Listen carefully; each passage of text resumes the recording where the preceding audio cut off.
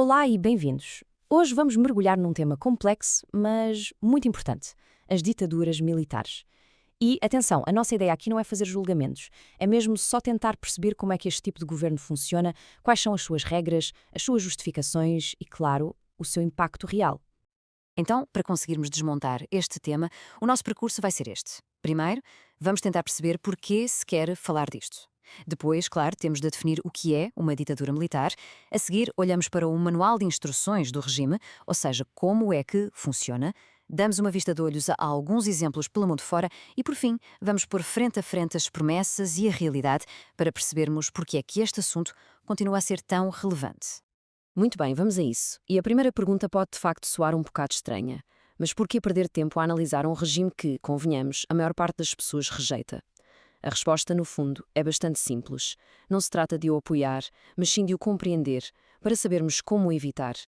Pois, e esta é mesmo a questão de fundo. Olhar para o autoritarismo não tem nada a ver com encontrar-lhe méritos. É precisamente o contrário. É uma forma de construir, digamos, uma defesa intelectual e cívica para a democracia. Vamos ver como. É que, ao estudarmos estes regimes, nós acabamos por desenvolver um pensamento mais crítico sobre os perigos de concentrar demasiado poder. Começamos a aprender a identificar os sinais de alerta, aqueles pequenos avisos do autoritarismo. E, talvez o mais importante de tudo, passamos a dar mais valor às instituições democráticas, que tantas vezes tomamos como garantidas. E, claro, numa altura em que o revisionismo histórico está na ordem do dia, perceber os factos é sem dúvida a melhor ferramenta que temos. Ok, agora que já percebemos a importância de falarmos sobre isto, vamos aos detalhes. Temos de ser precisos. O que é exatamente uma ditadura militar? E o que a distingue de outras formas de autoritarismo? Bem, antes de mais, vamos ao conceito geral. Uma ditadura, na sua essência, é um sistema onde o poder não vem do povo. É um poder absoluto, está concentrado e as liberdades são, claro, limitadas. Este é o nosso ponto de partida. Mas é aqui que aparece a grande diferença. Vejam bem, uma ditadura militar não é uma ditadura qualquer. É aquela forma específica em que são as forças armadas que tomam o controle direto do Estado. E como é que o fazem? Quase sempre através de um golpe. O poder deixa de estar num partido ou numa só pessoa e passa a concentrar-se numa junta militar. É essa junta que passa a mandar em tudo e em todos.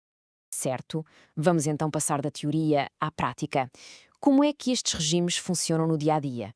Que ferramentas é que usam e que justificações é que dão para se manterem no poder?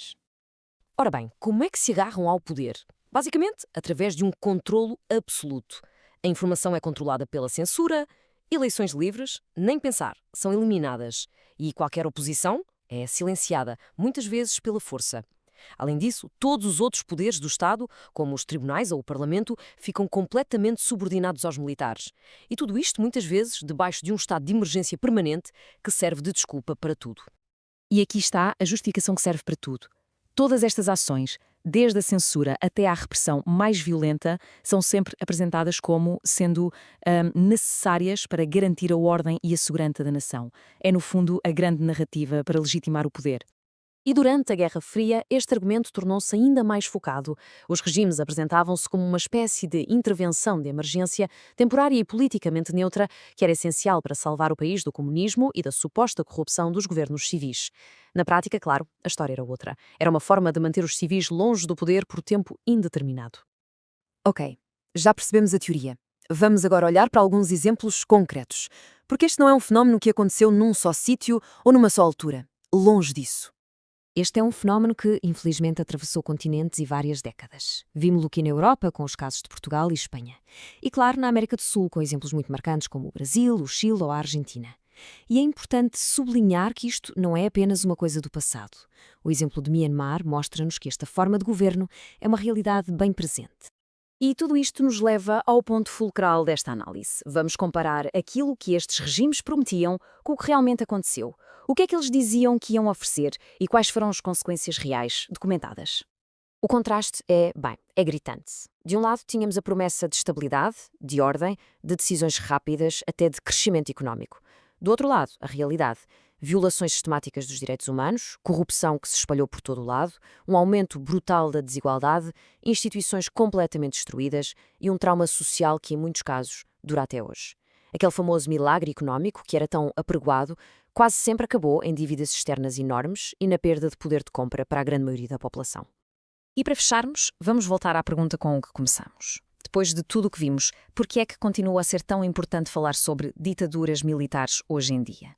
A resposta é, na verdade, bastante simples, mas muito poderosa. É porque a memória é a nossa melhor defesa.